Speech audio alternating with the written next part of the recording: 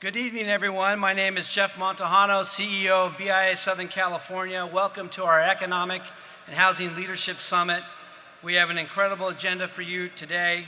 We'll be discussing a lot going on in the industry from a housing perspective and economic perspective, which is why we opened up the bar first. Before we begin, I have some thank yous. First to our chapter presidents, Tim Roberts from Baldy Chapter, Eric Nelson from Orange County, Mike Freeman from Riverside, and Bill McReynolds from LAV Chapter. Let's give them a round of applause for being here today. We also want to give a special thanks to speakers and our panelists today, two former governors, Gray Davis and Pete Wilson. Let's give them a round of applause. So I have a real quick story about one of the governors. Back in the late 90s, I was at the Burbank airport flying to Sacramento, and we were ready to take off. And the engine started, and then the engine stopped, and I said, what's going on here? And then this black car drove onto the Burbank airport right next to us. And I thought, oh my God, there's a celebrity. Someone's gonna come on the plane here. And I thought maybe it's Michael Jackson or someone like that, but then I realized I'm on the Southwest airplane out of Burbank, so that wasn't the case. And sure enough, Governor Gray Davis, who was lieutenant governor at the time, came out of the car and got on the plane. I'd never seen that before, and he wore, your jacket said Lieutenant Governor on it, and I really liked having the jackets, and so our BISC governing board, today you have a jacket, maybe one can hold it up, but I always thought having the emblem and having the seal on the jacket in a more casual setting was something that was very impressionable. So I always remember that moment, Governor. You came on, you shook everyone's hand, and we flew to Sacramento and did business. So thank you for being here, Governor Gray Davis.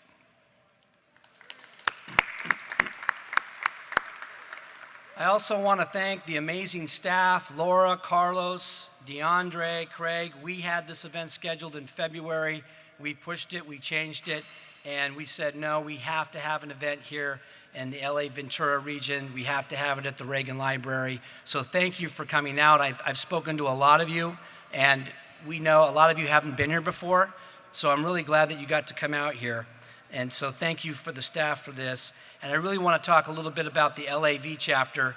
You know, LA is the powerhouse in California. It's a powerhouse in Sacramento, and we need to do more out here in the LAV chapter, and we are, thanks to Bill McReynolds, thanks to folks like Williams Homes, people that are becoming active in advocacy is really making a difference for us, and we're going to continue to have a strong presence out here in the LAV Ventura region, and we're doing a lot of things. So look for some exciting new things. October 26th, we'll be announcing George W. Bush for a special event talking about veterans and housing. We're also going to be having a UCLA-USC Battle of the LA. Look for that to come very soon. And then BIA will be turning 100 years next year, so we're going to launch a reunion into the Rose Parade. So a lot of things to celebrate what we do as home builders, and thank you for your continued support.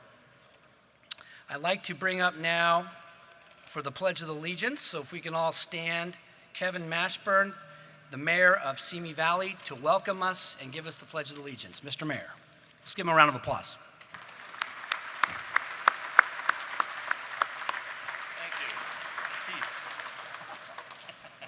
Common mistake. Okay. Good afternoon, and welcome to the great city of Simi Valley, the home of the Ronald Reagan Library, which represents our 40th President of the United States. I invite you, if you're a veteran, to salute the flag. All others will put our hand over our hearts, and then repeat after me. But I would like to say to the Vietnam veterans, welcome home, a sincere welcome home.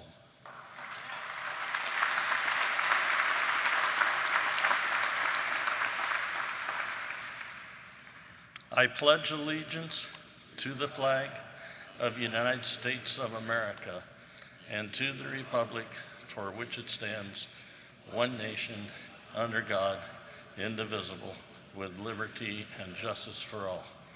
Thank you very much. Thank you for your service, and please be seated. I heard the Gray Davis story. I had a similar happening. And now I recognized it was Gray Davis because he had a full head of hair.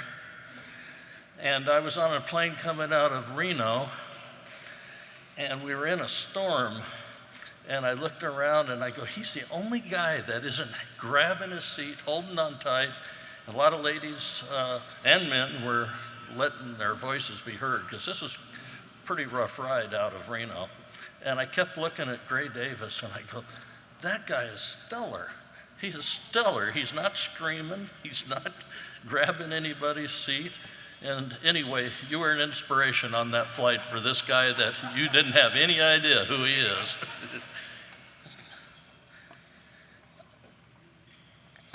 Okay, firstly, we have some dignitaries to recognize. Dignitaries are the elected throughout the Southern California area. First of all, we have from the city of Claremont, Council Member Jennifer Stark.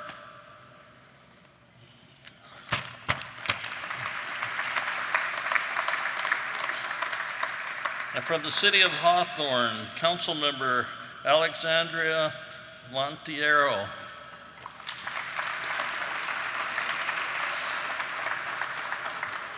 The city of La Habra Heights, Council Member Brian Bergman, right back there. Also from La Habra Heights, Planning Commissioner Carol Engelhardt.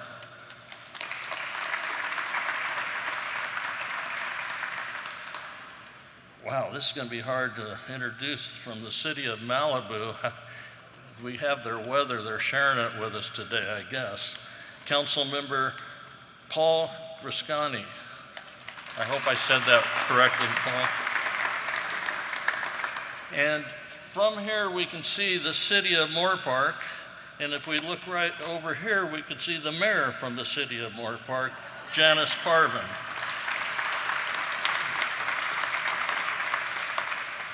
From the city of Palmdale, from this viewpoint, which is way, way out there, Mayor Steve Hoffbauer.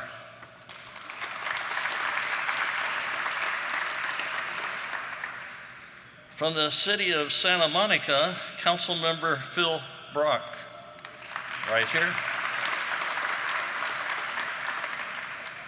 From the city of Simi Valley, Mayor, this guy, Keith Ashman. I'm on the list. Now also, I met him, he's not on the list, but I'm pretty sure we just didn't put him on the list, is the mayor of Yorba Linda, Carlos Rodriguez.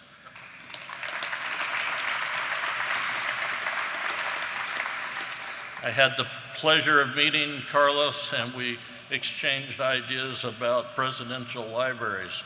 Now we both have directions to go to visit each other's library. And I didn't formally introduce former mayor, or excuse me, I'm sorry, now I'm trying to put you in my seat when I was trying to get into yours. Former Governor Gray Davis.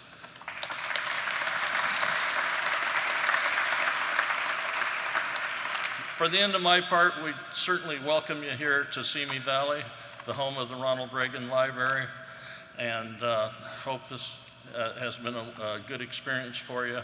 And please, don't ever hesitate to come to our city and visit this library. I don't care if you're, what party you're in, what you believe in.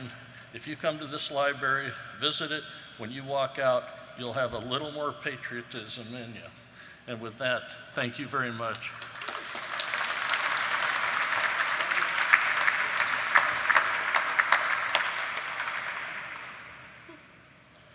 Good evening. I'm Deandre Valencia. I see a lot of familiar faces, some brand new faces, and I used to be here back in 2016 and 17. I was a Director of Government Affairs for BIA. I went on to work for a different organization for the last 5 years, and I got a call from Carlos and Jeff to say, come back home. So I'm happy to be here. And you're going to hear more from me throughout the night, but in the meantime, I would like to bring your attention to the screen. We're going to hear from Supervisor Catherine Barger, and good luck trying to see it.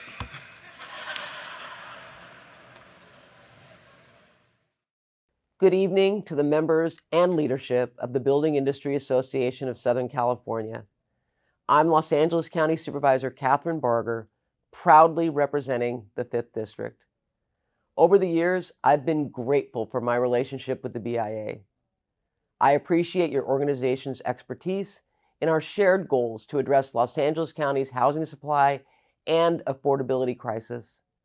Like every part of Southern California, Los Angeles County is in dire need of all types of new housing. Across the county, we need to accommodate and incorporate close to 815,000 new housing units in our general plans to meet our housing needs. In the unincorporated portions of the county, we will include an additional 90,000 housing units, which is no simple task. Achieving this will require collaboration between the public and private sectors. Throughout my tenure as supervisor, I've been committed to highlighting the importance of these partnerships and know government alone cannot solve our current problems. I'm proud that by working with the BIA, we've been able to blunt and even stop policies, which, if implemented, would have continued to create barriers to the already burdensome process of developing and building new housing. While the current Board of Supervisors has taken a different approach to supporting development and new housing construction, I did not vote in favor of issues like percent of art in private development. I absolutely support the arts, but until the county can remove obstacles and barriers that continue to drive up cost, I could not vote yes to adding additional fees and red tape to an already cumbersome process. I'm also proud that I have taken the lead to streamline the county's internal permitting and review processes in our Epic LA online permitting process. Time is money, and each added layer of bureaucracy and red tape is not only costing the builder, but increasing the cost to build a new home. At a time when the county is facing the incredible affordability crisis, government cannot continue to be a driver of the high cost of housing. However, we must all consider that new housing can and should be built sustainably and should not impact the character of our communities. That is why I've asked the county to evaluate the framework for sustainable net zero development at scale. We know that through economies of scale, as evidenced by the 5-point Valencia development, we can incorporate more sustainable design into construction and development practices. Moving forward, I'm committed to continuing to work with the home building industry to meet our housing needs and ensure the creation of the most energy efficient and fire resistant housing in the nation. We're positioning Los Angeles County as a model for the state and for the entire nation. The bar has been set and the road will be challenging, but working alongside BIA Southern California CEO Jeff Montejano and BIA Los Angeles Ventura Chapter President Bill McReynolds, I know we can achieve our goals. I look forward to the great things that we will accomplish together. All right, well, she said a lot of truth there. You know, I look forward to working with Catherine Barger. She's been on our side for a long time, and we're looking to get some more voices on that board to help pave the way for more housing.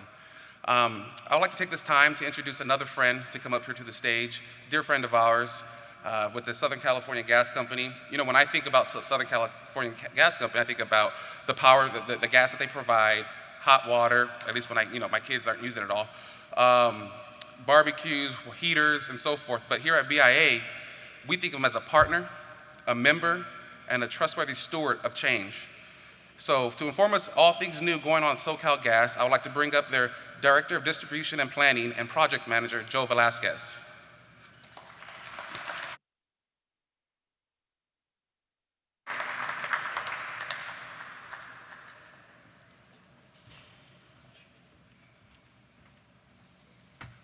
Well, good evening, everybody. Thank you very much, and it's an honor to be here to represent Southern California Gas Company, and who's a proud sponsor of this event tonight. It's a great event tonight.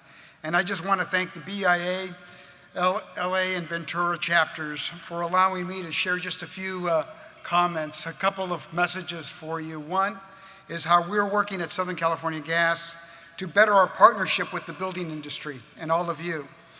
And second, how SoCal Gas is contributing to California's clean energy future. For many years, SoCal Gas has been a major supporter of BIA, Southern California, and its 4 chapters. You are an important partner to SoCal Gas. Our infrastructure delivers energy to the homes that you build. We are both drivers to the success of the economy here in Southern California, and your members make it possible that Californians were able to realize the cherished dreams of owning their homes. Between 2020 and 2021, we have installed 70,000 new residential natural gas meters throughout our service territory, with approximately 81 in single-family homes. As we deliver affordable, reliable, and increasingly renewable gas to 22 million Californians, helping drive our region's economy, we want to best partner with you. SoCal Gas is committed to an effective and efficient builder experience. We fully recognize that time is money in your industry. Over the past 2 years, we have made numerous enhancements to our new business process to improve your experience in working with us. After conducting an extensive pilot with KB Homes, the company recently created a new organization called Builder New Business Experience that seeks to improve the end-to-end performance and overall new business experience for builders and developers. We have also provided builders with a new business liaison. This is a single point of contact to support you throughout the planning, construction, and commissioning of your projects. We have streamlined our application forms, and more information now is viewed electronically, so that means faster and more efficient transactions. To enhance our new business experience, we have also introduced our Builder Health Scorecard for us to check in with builders at key project milestones to remove roadblocks and identify potential problems coming up. We are not just improving our processes, but we're also helping home builders build more energy efficient homes at a lower cost by offering our energy efficiency programs. Since 2015, SoCal Gas has paid over $20 million in incentives and rebates to builders who've increased energy efficiency in their construction projects, resulting in significant cost savings and a reduction in greenhouse gas emissions. In 2021 alone, a total of 16,300 new single-family residents and multifamily units enrolled in our Energy Efficiency New Homes program. This will result in $14.5 million in direct incentive payments to home builders, reducing over 7.7 metric tons of CO2 and saving $2.4 million in utility bills to the residents of those homes. Our new residential construction account executive team continues to manage over 300 active builder projects, and if you have not enrolled in our Energy Efficiency New Home program, please let us know. Our account executive team can assist you with your programs and with your projects. One of our account executives, Bill Gordon, who sat at the table with me, so just raise your hand. He's our senior account executive, so if you're not signed up for our Energy Efficiency New Home program, please contact Bill or myself afterwards. I want to conclude by just updating you on where SoCal Gas is on its mission to become the cleanest, safest, and most innovative company in the nation. SoCal Gas supports California's climate goals. Last year, SoCal Gas announced Aspire 2045, an initiative that sets net zero greenhouse gas emission goals by 2045.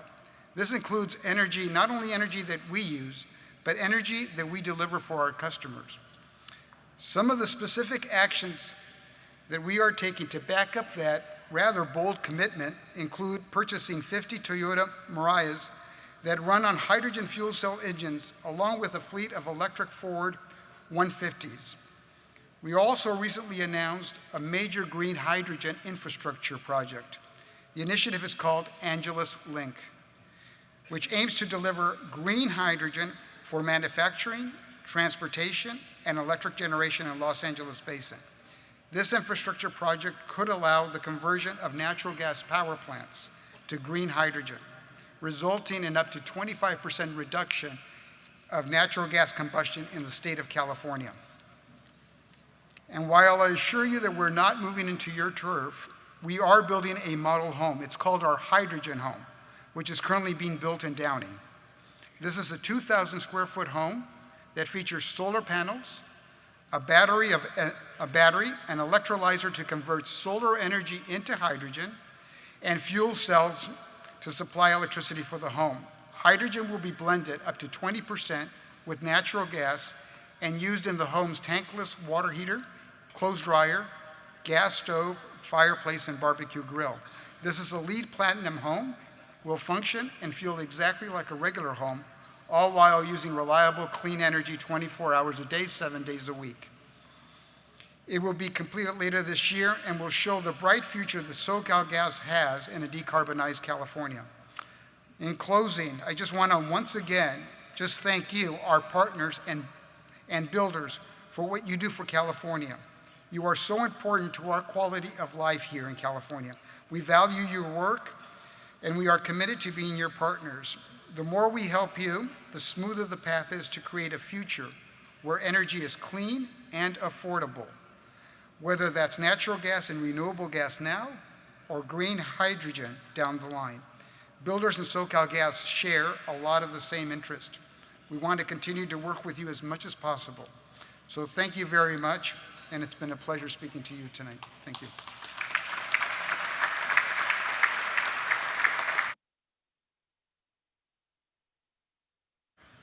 Well, thank you, Joe, for that. You know, I look forward to working with you. The winds are changing, and BIA is going to be here to support you. You know, we're all partners in this and trying to bring the American dream. You know, it's kind of funny. I always say, you know, the American dream is owning a home. Well, I say the California dream is owning a home that doesn't burn down. And so, with that, I'd like to bring up a former legislator who leads the Southern California Leadership Council, which unites businesses and community leaders throughout the 7-county region into one effective leadership organization whose memberships include 3 former governors and over 3 dozen presidents and CEOs of top Southern California companies. And with that, I'd like to invite Mike Roos up to the stage. Thanks, Deandre. One warning, and good evening to all of you. Thank you so much for having us. But Deandre, you should never talk about changing winds and gas in the same breath. I'm here as President of Southern California Leadership, along with my Managing Director, Rich Lambros, who used to be the leader of this great organization. And I have the highest respect and admiration for the work that Jeff does on behalf of all of his members. Southern California Leadership Council is a unique and special organization comprised essentially of 35 CEOs from the 6-county Southern California region, with the real drama being that it has 3 former governors. It had Jerry when he was Attorney General, but now he has kind of sequestered himself at his ranch in Northern California. But 3 former California governors at its helm. And it is exciting work that we do trying to come to grips with bettering the quality of life for all Southern Californians, but also trying to improve mightily its economy. And all of us in this room know that the fastest way to improve the economy for all Californians is to build, build, build, build housing. That is why it is our main goal, and one of our governors, and by the way, you're going to have to play like you're tuning into the radio before television, apparently. Pete spent a lot of time with graphics and other things to support his remarks, but he is an incredible leader, former United States Senator, former mayor, former governor, at a time when California was at its greatest. And I introduce one of my co-chairs and leaders, the Honorable Pete Wilson. Good evening, home builders, and thanks, Mike, for your kind introduction. The BIA is to be congratulated, by the way, for having selected a beautiful venue for this summit, one that's very close to my heart. I will explain. I have the honor to serve on the Board of Trustees of the Ronald Reagan Presidential Foundation and Institute, which has responsibility for sustaining this library and for preserving the legacy of Ronald Reagan and the promotion of his timeless principles of individual liberty, economic opportunity, and national pride, principles I am sure you share. I regret that a conflict prevents my being there with all of you, with Jeff Montahano, Dave Bartlett, Bill McReynolds, the rational and tireless Supervisor Barger, all my colleagues from the Southern California Leadership Council, which we'll call SCLC, and especially my colleague and friend, Governor Gray Davis, and all of you who are there proudly representing the Building Industry Association. Well, like you, we at SCLC have been engaged in the fight for housing and for home ownership for a long while now. In fact, 10 years ago, Gray and I authored an opinion piece with former Governor George Deukmejian called "Keep California Green and Golden with CEQA Reforms." Catchy, huh? What we said in that piece is that California is green, rightly and properly protective of its environment, but that laws like CEQA must be reformed for the state to remain golden, to have a strong economy, strong enough to provide not only clean air and clean water, but jobs and home ownership. Not regulatory excess, by the way, that adds time and cost to home building. There have to be time limits on objections. It's chilling for me to think that when we wrote that op-ed 10 years ago, 50% of Californians, only 50%, could afford a median-priced home. 10 years later, less than half that number can. Each time that the home affordability statistic drops another point, another deserving segment of our population is denied the American dream of home ownership. And that's tragically unfair, because it also means that all the economic and social benefits that come with owning a home have been lost for them.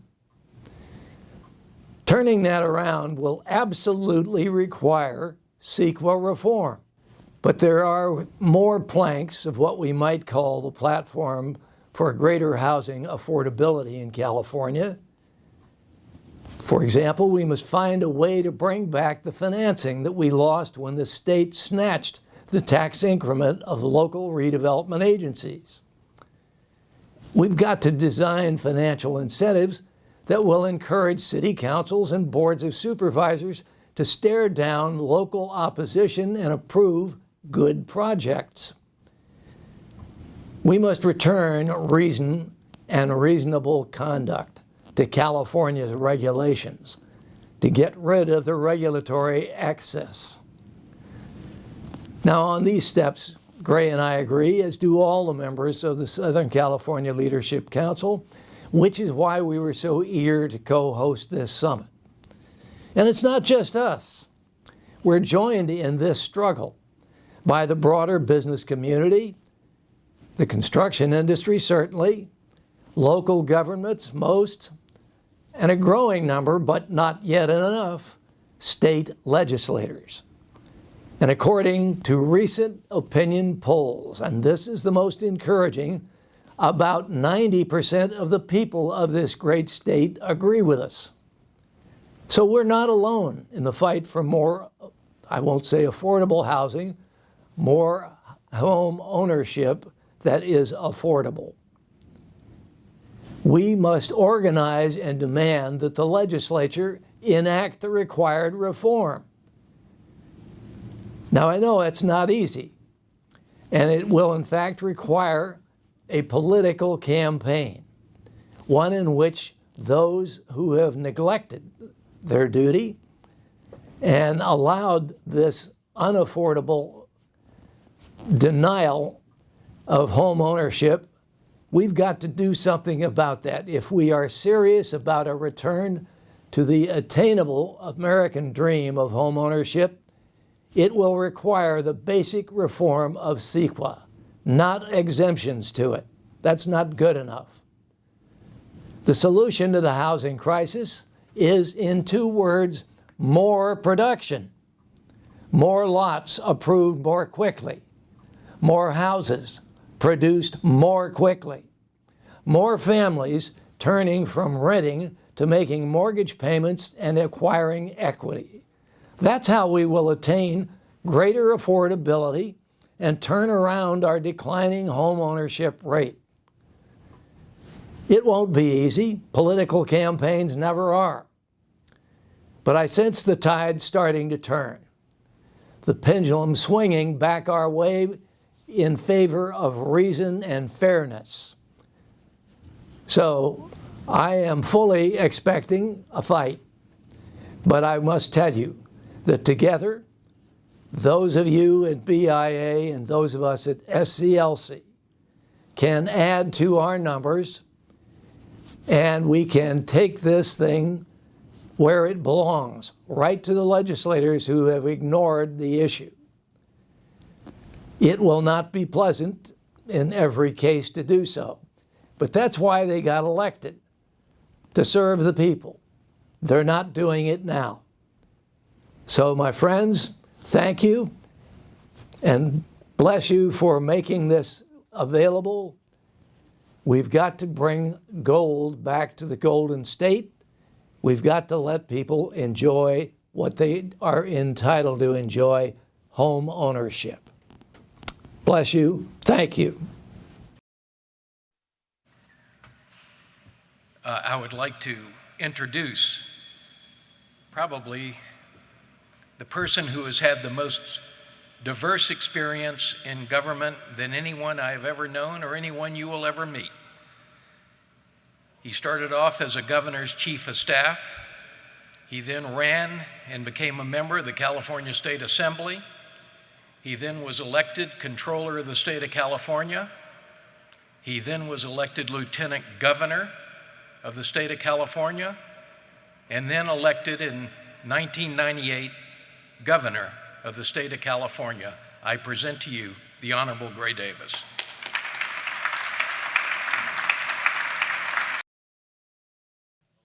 Thank you, Mike. Thank you, Mike. Can you hear me?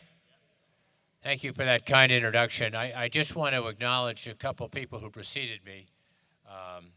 All of them were talking about airplane flights, which I'll get into in a moment. But I want to thank Jeff, and I want to thank Keith Mashburn for his kind remarks, and particularly your greetings to Vietnam veterans. As you know, I served in the Vietnam War. I was with the 1st Signal Brigade stationed in Long Binh, but I flew to division base camps almost every day.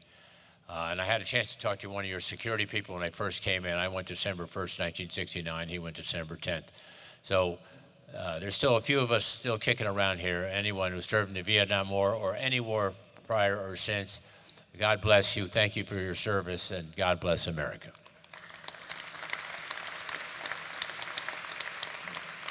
And there were many, two people mentioned my getting on planes. I don't think the Highway Patrol ever allowed me to get on a plane unless I was the acting governor, or lieutenant governor. But this event that I remember, like it was yesterday, they did hold a plane for me in Sacramento in 1978, and I was coming down to Burbank. I was then Jerry's chief of staff, except the plane had left the gate. And the woman at the gate said, "Would you like to catch that plane, Mr. Davis?" And I said, "Oh, that'd be fantastic. We left the gate. It's about 100 yards out there." "No problem. We'll let you we'll let down the back steps. We'll let you in the back way." So apparently when you do that and the engines are running, inside the cabin, it makes an enormous whoosh. And everyone looked around to see who the SOB was who was holding up the plane. It was me. I saw I better get out of harm's way as quick as I could, so I sat down at the nearest seat. Up comes this flight attendant, who I'd never seen in my life. And she says, "Who do you think you are? You've made 100 people late, and now when we get to Burbank, which I learned is the only place they serve good food to flight attendants, now we won't have time to have lunch." And people kind of twittered and laughed a little bit, and I thought, oh my God, I got to get rid of this woman. So I said, "I'd like black coffee." She says, "You meant to say you want black coffee, please." People broke out into applause. Those are the last words we spoke on that flight. We met 3 times later, and in February we'll have our 40th anniversary. So when I think of airplane stories, I think that's where you're going. So that's enough Are you ready? introductory remarks. Well, those are the best. I was on that flight. Were you on that flight? I wish I would have been rude. We're going to have a little Q&A, hopefully that stimulates some reminiscence about the past and our success and the problems we have as a future and how we deal with those together. Governor, when you were governor, we built about 150,000 plus units a year, topping off in 2003 with nearly 200,000. Now we're lucky to produce half of that in a given year. What do you account for the stark, dramatic difference in housing production then, when you were leader, and what we have today in California? Well, first of all, I want to acknowledge Governor Wilson. In the last 2 or 3 years of his term, he had very good numbers. We were coming out of a recession.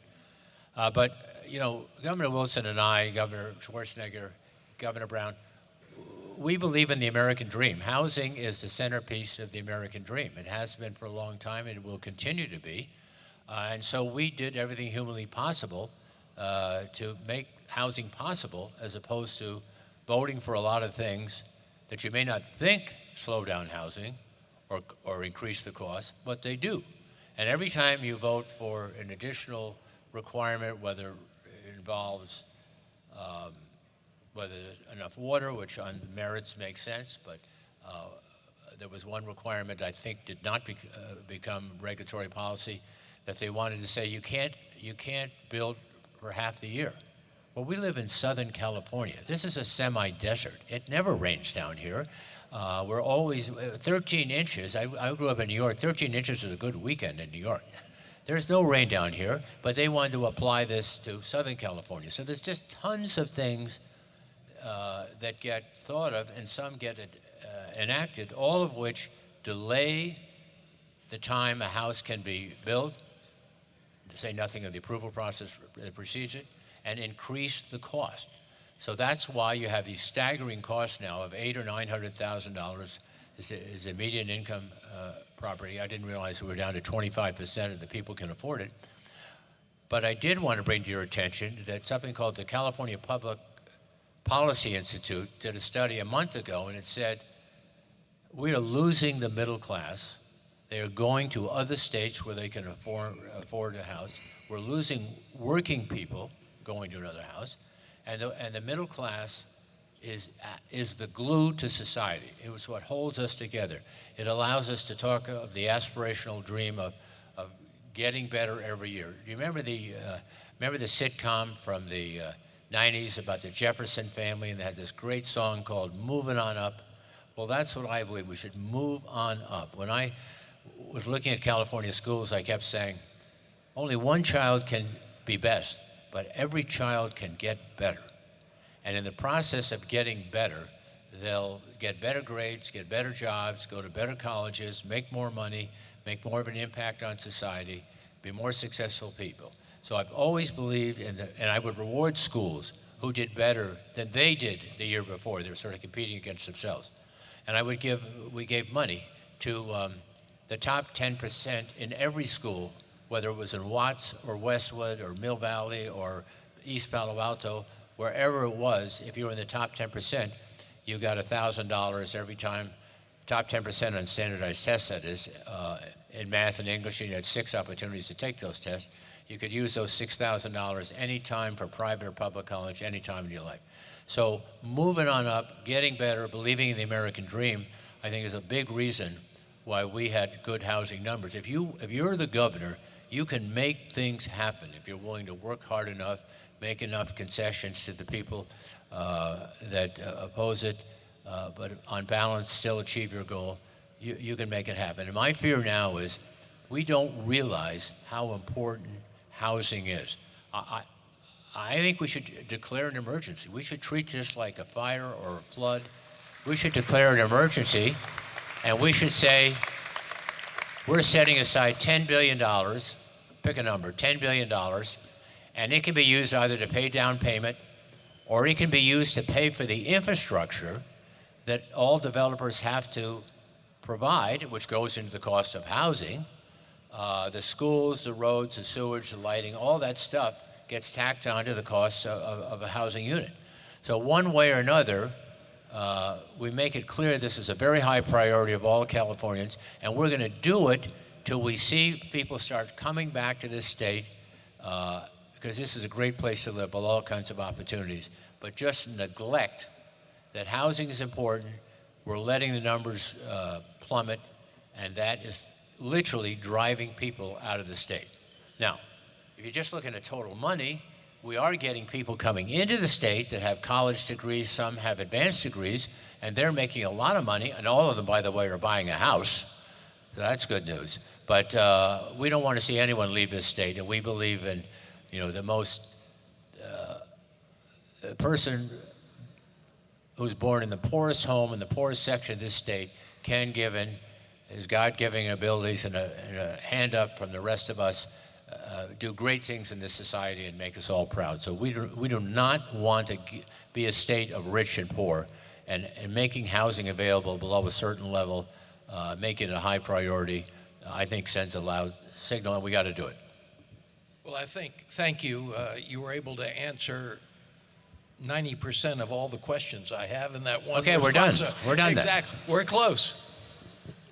I think all of you remember that when Bill Clinton was elected President of the United States, James Carville was given great credit for basically saying we had one theme: it's the economy stupid. Governor, I think it's housing stupid, which is, as you referred, an existential threat to the future of the state of California. Right now, in this current state budget, we have projected around $100 billion in surplus, $100 billion. If in fact you were to advise Gavin Newsom, what percentage of that would you take for spurring housing production, and what advice would you give him? Well, as I said, I was just picking a number out of the air, 10 billion, but we have in the current budget somewhere between 75 and 100 billion. The end of the year is June 30th. But in the projected budget, somewhere between 45 and 50 billion dollars. And the one thing you want to do about surpluses is spend them on one-time events. Do not start ongoing programs, because at some point we're going to have a recession. We've been blessed. We got through all of Jerry Brown's third and fourth years, and we've got through, we're into the fourth year of Gavin Newsom, so we're into the 12th year without a recession. But at some point a recession is coming. I don't want it to come, but it's just like the tide goes in and then the tide goes out. At some point we're going to have a recession. So when you spend it on ongoing programs, then all of a sudden you don't have the money to support the programs. You have to cut the programs, and that's never good. So an ongoing one-time expenditure could be transportation funds. It could be money for housing. And those are two pretty good places to start, on transportation and housing. Thank God for the bipartisan infrastructure bill. That's going to help the state big time, but that may take 4 or 5 years before we see the impact of that. But housing, if you say we are going to put a priority on housing, we're allocating so much money to it, you can use it for your down payment, your other costs that the home buyer experiences, or for some or all the costs of the infrastructure attended to a big development, that is going to bring people back fast, particularly when you say the program ends when the $10 billion is used up. This is not ongoing. This is not forever. This is now. You know, when somebody says we have a sale for the next 5 years, your eyes kind of glaze over. But if they say we have a sale and it ends tomorrow, it gets your attention. So we need that same urgency. Well, I was impressed very impressed with the number of local elected official leaders that are here with us tonight. And as you well know, Governor, Sacramento can make a lot of pronouncements, governors can sign bills, but if local government does not want to act, they will not act. And so how do you see the relationship between local government and state government in terms of how we can incentivize them better in approving faster new housing in their communities? Well, I'm going to let you speak to tax increment financing because I want to give you credit for that idea, you and Rich. But there's a lot of things. Let's say what we're going to do to, and first of all, if you want to talk about CEQA, I want to acknowledge the two Gregs here, Greg McWilliams and Greg Bielli. I went to the school of the Gregs on CEQA, and I know as much about it as any person alive. Ronald Reagan, and he was a fantastic president. I can say that as a proud Democrat. I used to listen to his speeches. I saw myself nodding his head. I was here when his daughter Maureen died. They had the funeral. They actually asked me to his funeral, but long story. I didn't get the notice in time to be here. But he was a wonderful president. He signed CEQA, but CEQA in those days was just for public infrastructure. Caltrans is building a freeway. Department of Water Resources is building a dam, not for any economic activity, which allows anyone from Eureka to the Mexican border to sue you, even though they've never been in the county, never seen the project, never paid taxes. It's ridiculous. And oh, by the way, you can sue all these other things. You can sue for the environment. You have all the rights to do that. This is another bite at the apple that just goes on forever. So I want to respectfully, and I have great respect for Pete Wilson, disagree that exemptions don't make sense because I'm a great believer in getting the nose under the camel's tent. And I think another thing we could do is just exempt, if housing is declared an emergency, exempt CEQA for, say, 7 years. It's always good to have a deadline there. You can always extend it. 7 years, and just say anything with housing.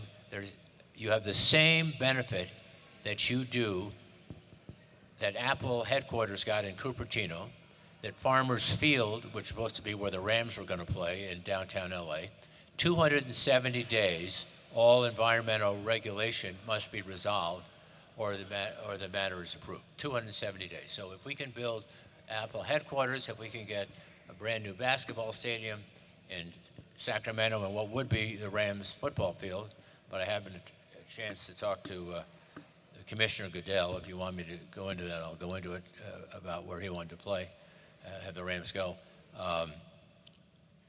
The theory was Farmers Field. If we can do that for athletic contests, we can do that to build housing. So all that should be done at once. Eliminate CEQA, extra money, down payment, or pay for the housing infrastructure. It is an emergency. Otherwise, we're losing the middle class, and that trend is not going to change, which we don't want to be responsible for. Final question, because all of us in this room are voting citizens and advocates for precisely what we've been talking about. Tell me, Governor, when you were governor, what were the most influential things that would change your position or accelerate an action that would happen? Was it an individual? Was it an advocacy group? Was it a personal experience? Can you talk a little bit about that? Well, I don't know that I can. I'll tell you a story. We signed legislation. My first year, I was the first Democratic governor after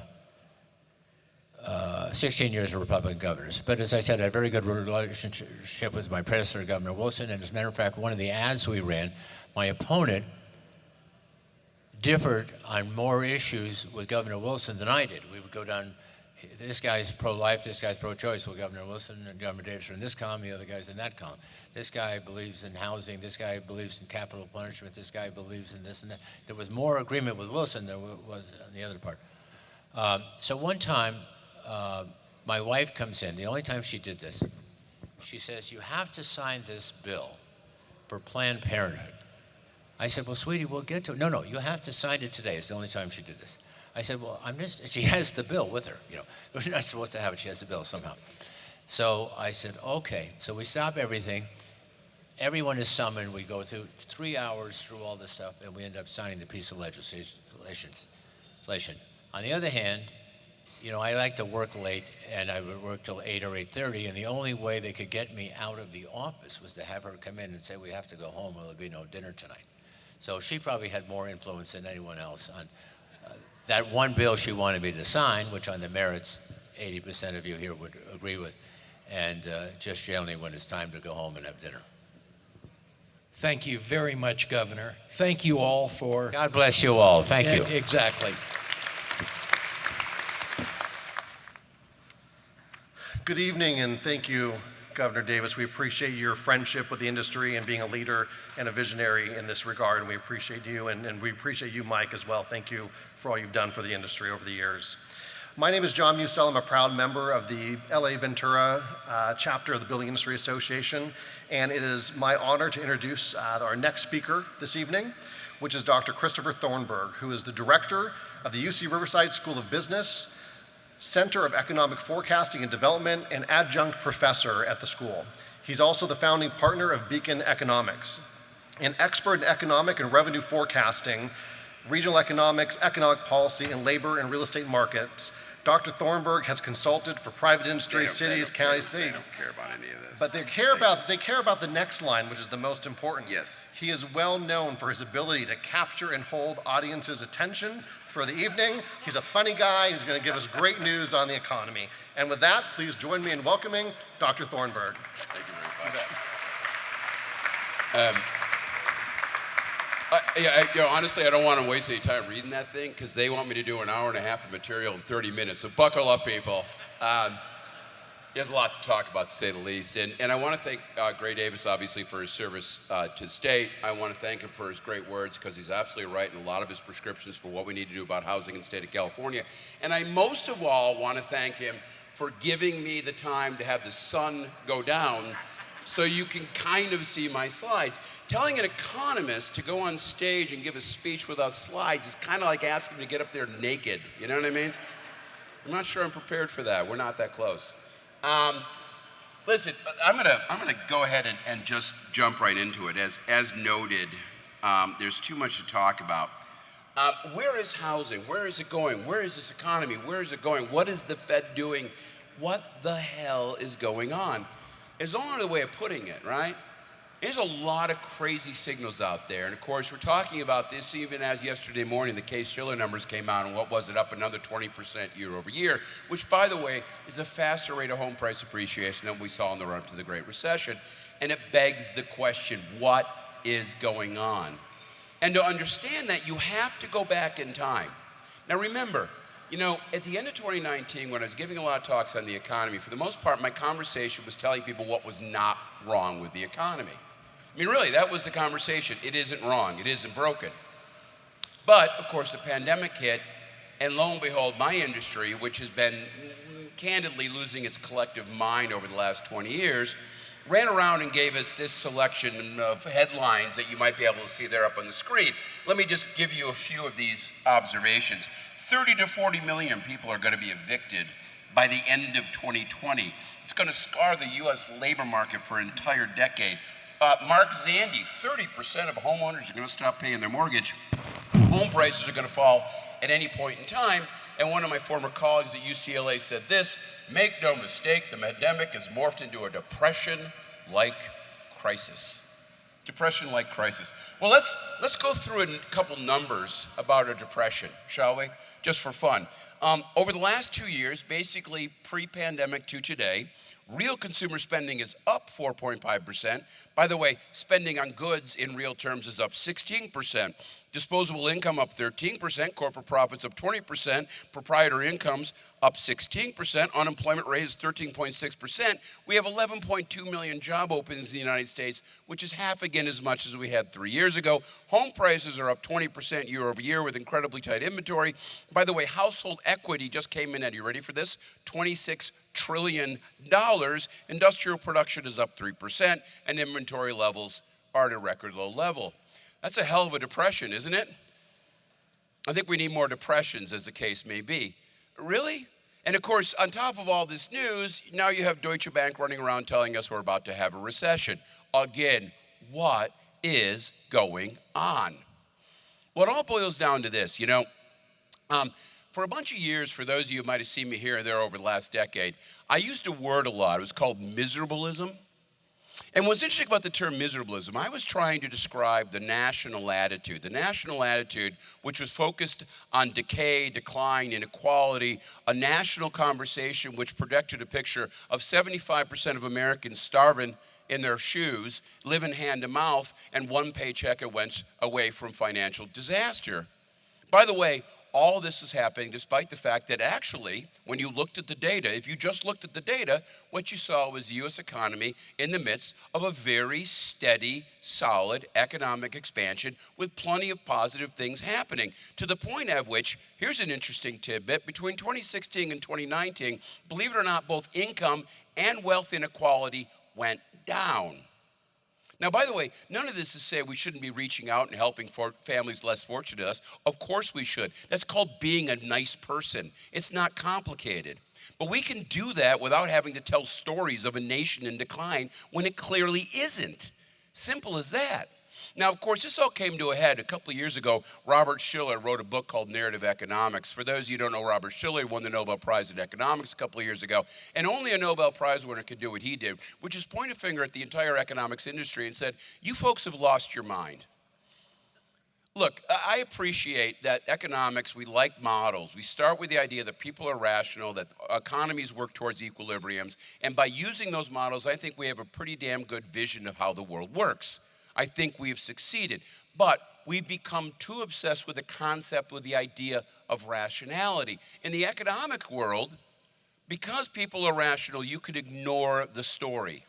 You focus on the data. By definition, the data must push the story. Ignore the story. Shiller pointed out that, look, stories were around long before there was data.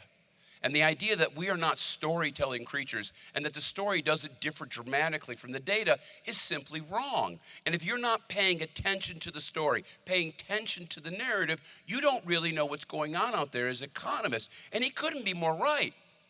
Look, there's no doubt that what happened over the last couple of years was tragic. The pandemic was a tragic situation. 6 million people across this globe died. That's terrible. 6 million families are grieving. That's terrible. But with that in mind, this was a global natural disaster. Why does that matter? I'll tell you why. Natural disasters do not have long-run economic consequences. They do not. What that means is we were going to have a rapid economic recovery regardless. And by the way, you see that across the globe right now. It doesn't matter how much stimulus economies used.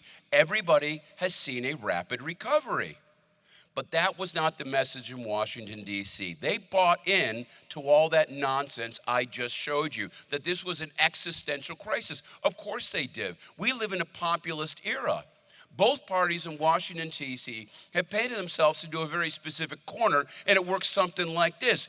Your lives are miserable because of the policies of the other party. Vote for me. In that world, there's no room to point out, no, things are okay. We don't have to do this. In that world, the only thing you do is pour it on. And they did. Like you've never seen. $11 trillion of stimulus. $11 trillion. $6 trillion in fiscal. $5 trillion in quantitative easing. We've never seen anything like this. This is off the charts. By the way, for the record, anybody who's actually paying attention, you're looking at those numbers, looking at anything in our economy today, here's the reality. Our economy is overheating like crazy. It is overheating like crazy.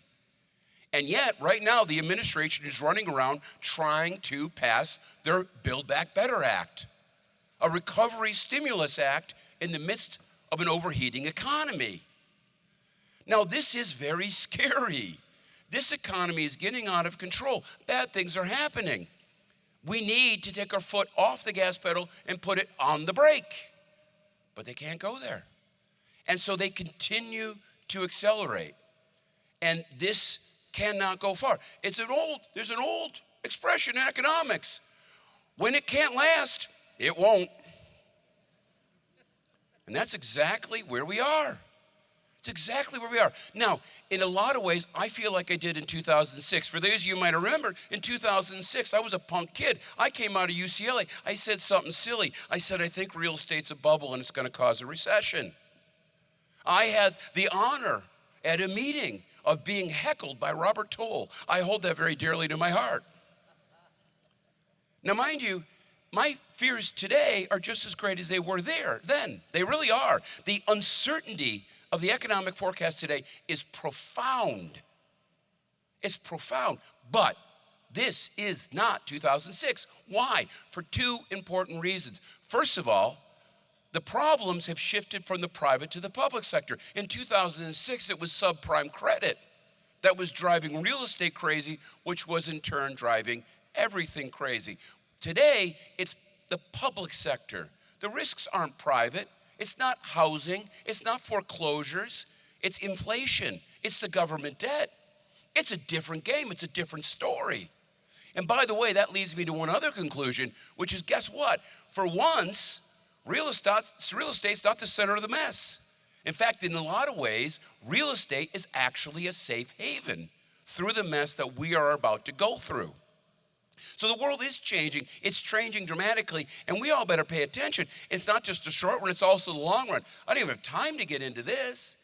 But when you think about the pandemic, one of the things that made me crazy was every time I read an article which talked about the new normal. Oh, it's a new normal. Excuse me, do you not realize that epidemics go back to I don't know, Egyptians?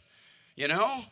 There's nothing new about epidemics. There's no data that suggests that human beings live in caves post-epidemic. We don't do that. We're tougher than we give ourselves credit for. But there's little doubt that this thing accelerated many underlying trends, whether it's where you choose to live, or how much you ever bother to go to work, and of course, land use policies, economic development policies, all the conversations about people who are retired. It is a different world than it was 2 years ago. But again, not because the pandemic has changed the world, but because it has simply allowed the world to change faster than it normally does, and it feels so different.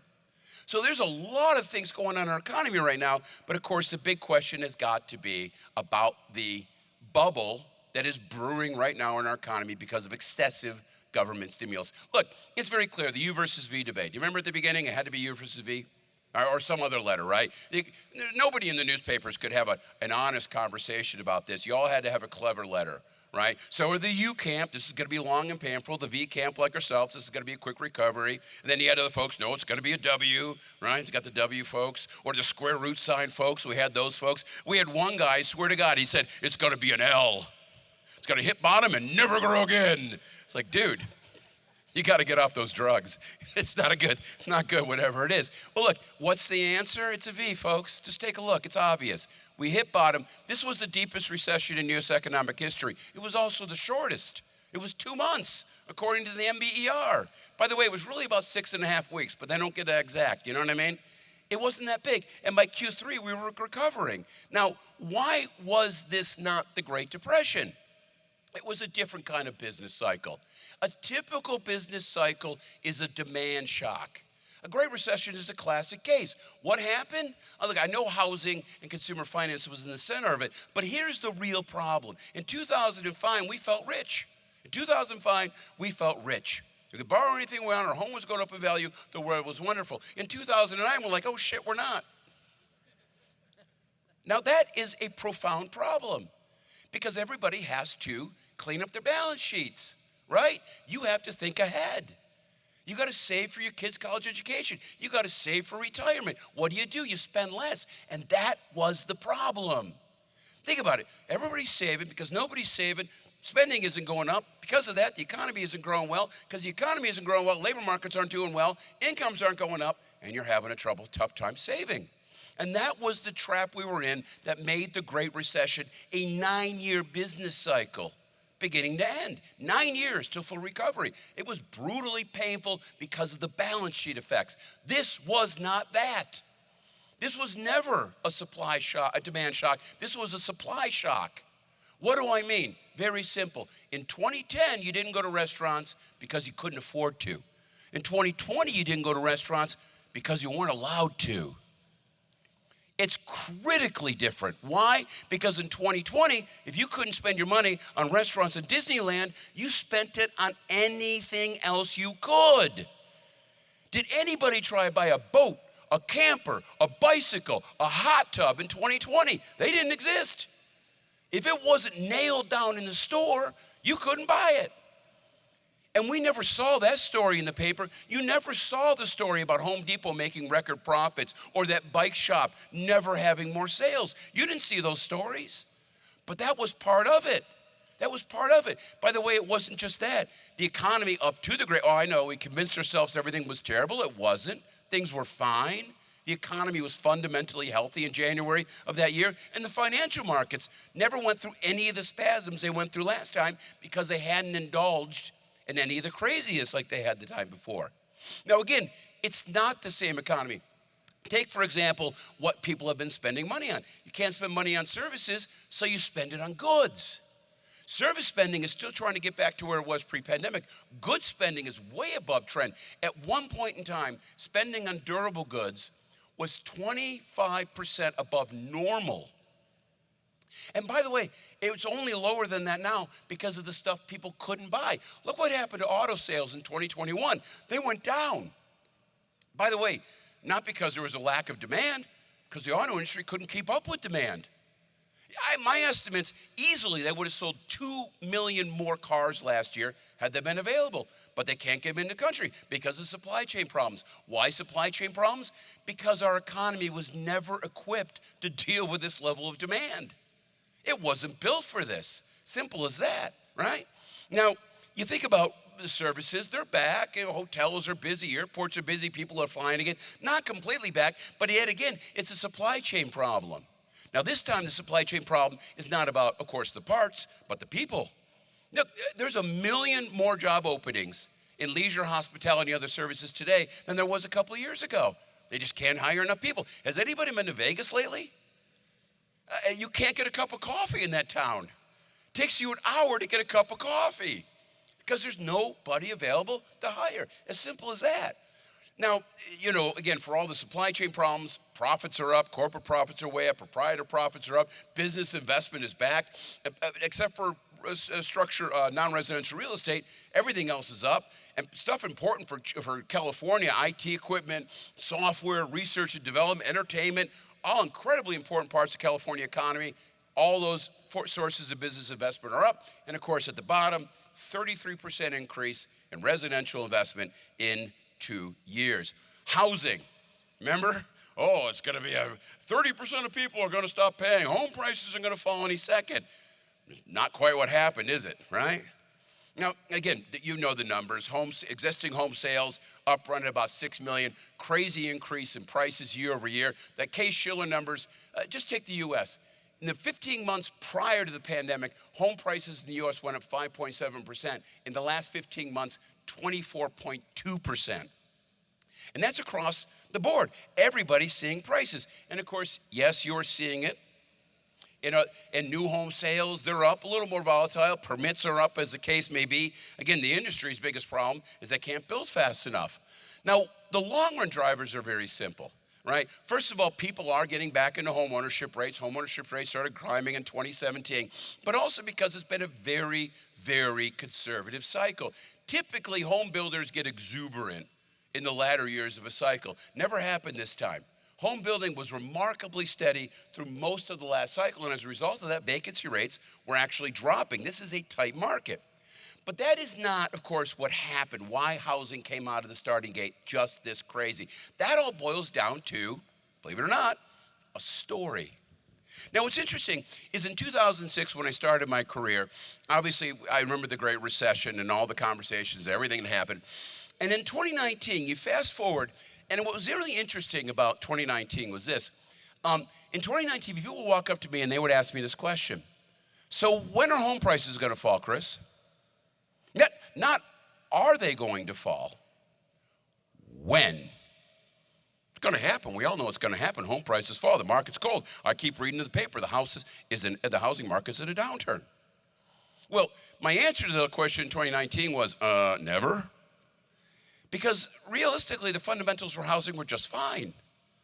So why was the market so cold? Now, the proximate, of course, source of the coldness was interest rates had gone up. We had the changes in tax policy under the Trump administration. Okay, that's fine. I get all that. But none of that explained how cold the market got. Why did it get so cold? The narrative. Because remember, people always just think back to the last cycle. The last cycle, home prices fall. Ergo, anytime anything goes wrong in the housing market, prices fall. That's how the world works. No, that's not how the world works. In fact, the history of housing prices shows very clearly that short of an Armageddon, an economic Armageddon, home prices are remarkably sticky on the way down. They do not fall. And there was nothing in the cards suggesting anything was wrong in housing, as simple as that. But everybody said home prices are going to fall, so what are we rushing for? And everybody went home. There's no point in buying. I'll wait for home prices to come down for 50%. And no one was buying, thus making the market colder, thus proving to people that home prices were going to fall any second. But none of this was realistic. Now you get into the pandemic, what happened? Interest rates came down, great, all right? That's all good. Low interest rates are good. And of course, my checking account balance is building up like nobody's business because the government keeps giving me money for no particular reason, and I can't spend money on Disneyland. You know what? Maybe home prices are going to fall, but why don't we go look now, honey? Let's just forget about it. We'll just go buy a house now. We'll take advantage of the low rates. And they said, okay, there's an open house around the corner this Sunday, and they go out and they walk down the street and they see a line of 497 people with exactly that same idea that morning. Because there was no inventory. There was 4 months supply in 2019. It was a tight market. So of course, that demand hits this, the market goes absolutely crazy. Is it a bubble? I'll get to that in just a second, but let's be clear. The fundamentals in real estate are still fantastic. The credit quality, because since Dodd-Frank, has been astonishing. All the refi, 85% of mortgage debt has an above 720 FICO score, right? We don't know all that. How about affordability?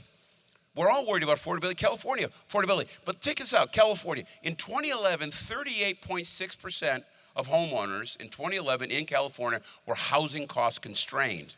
They used a third of their income or more to afford their house.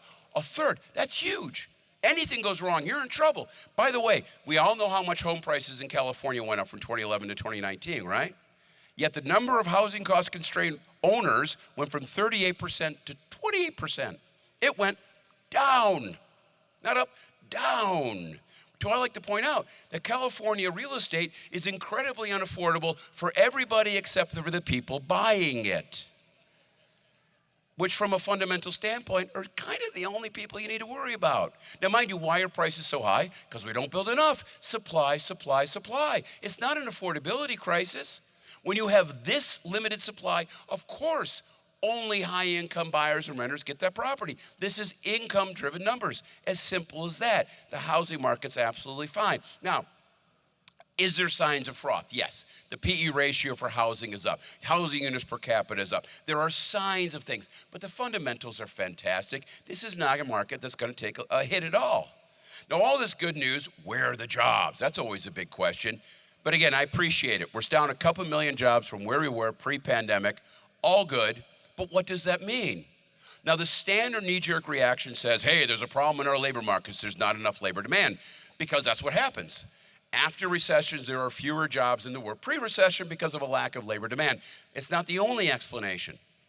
The same result can occur from a lack of labor supply. And by the way, we have 11.2 million job openings in the U.S. We have a job openings rate of 7%, quits rates at an all-time high level. This is clearly not a demand situation. It's a supply situation.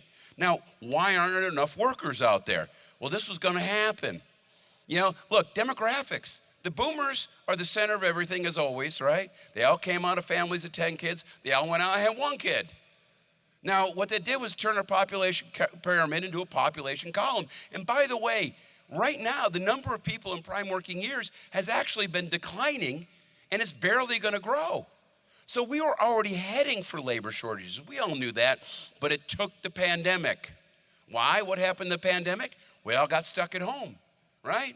And there were a lot of people who had been on the edge of retirement, but they hadn't quite made that decision. Well, there's nothing like being stuck at home, watching your stock market portfolio go up by 40%, watching your home price go up by 30%, and refinancing at 2.6%. Gee, what a great time to retire. And they did. 3 million people dropped out of the labor market in 2020. 3 million. By the way, why? Well, they asked that question in the current population survey. Note to all those reporters coming up with all sorts of bizarre ideas why this happened. What did 2.6 million of them say? We retired. We left because we didn't want to work anymore. Now, by the way, there are some upsides and downsides to this. One of the upsides, if you're worried about income inequality, your labor market solution has arrived. Look what's going on with incomes. Look at earnings on the left-hand side. That's not a misread. Fastest pace of earnings growth in 25 years. By the way, it's not just high-skilled folks. Low-skilled folks are seeing just as much of the wave increase. And for the last 5 years, people in the bottom quartile of earnings have seen their income grow faster than everybody else. So from a labor market perspective, from a low-skilled worker perspective, things are fantastic. If you're trying to run a business and build homes, it's a little complicated. But this isn't going away. This is, by the way, something that's going to be with us. Which brings me, of course, to the future of economic development. You remember economic development? It used to boil down to this: jobs, jobs, jobs. We need jobs. Bring in jobs. I'm going to bring jobs. I'm going to pay someone to bring jobs. We need job creators. Well, not anymore, people. If anybody hadn't noticed, we have an oversupply of jobs. We are up to our armpits in jobs. We can put the jobs to one side. We need workers. It's about workforce attraction. Economic development is completely different. How do I grow my workforce? Well, make your neighborhood more attractive. Build more housing. How about more multifamily housing? How about better school districts? How about parks? How about recreation, a nice downtown area with good restaurants? All these things are the new, of course, tools in economic development. By the way, it's also about getting more out of your existing workforce. How do you encourage seniors to work? How do you encourage moms to work? Well, one way of doing it is pre-K education. They used to call that a social policy. Now pre-K education is good for the kid, good for the family, and good for the business environment. It's kind of a win-win-win all the way across the board, now more than ever. It's a different kind of story today. Now, when you think about California versus Arizona versus Nevada, I had to deal with a reporter today, and immediately they go, well, California has fewer jobs than it did pre-pandemic, and Arizona has more. Yeah, so what? Unemployment is a useless statistic right now. Counting the number of jobs today compared to 2 years ago, irrelevant. I don't care where you go in this state, where you go in this nation, you will see help wanted signs. It's not a relevant conversation. In fact, if you look at the relative metrics, take Southern California. Inland Empire today has more jobs than they did pre-pandemic. Orange County, San Diego, and LA, all the way down. Does that mean the Inland Empire has recovered and LA hasn't? No, it means LA has more old people who retired. The labor force is down substantially in Los Angeles, so is the number of payroll jobs. Inland Empire, the labor market is larger, the labor force is larger, ergo they have more jobs. So it's a different kind of conversation. Don't count jobs anymore. It's not the metric. It's as simple as that. Can you grow your economy? The real story about Southern California is a story of housing or lack thereof, right? You don't build enough housing, and as a result of that, you can't, of course, grow your labor force. And when a bunch of people retire, we have an unfortunate problem. You see, I'm from Rochester, New York, and the first thing you do when you retire in Rochester, New York is you move to California. See how that works? And the thing is, the people in Orange County, they're not moving. Why would they? I don't blame them. And therein lies the rub. Not only do you need housing for all the people who want to live here and retire here, but you need housing, new housing, for all the people who are going to take their spots. And we're not building enough. And as a result of that, we are strangling our economy for workers. Now, the one thing about California is I know prices are up strongly here, but believe it or not, we are not the center of this mess. This is not our game. Look, the yellow line there is the only one you need to pay attention to. That's state versus national prices. And look at the enormous increase in our prices relative to the nation before the Great Recession. And then it collapsed. We got hammered because the inland parts of the state were ground zero for that mess. And then about 2014, 80% premium, and it's been exactly the same since then. We are not the center of the mess. It's happening everywhere, all right? That's relatively good news, all right? Nothing is going on. It's not our problem. It's a national problem. I like that.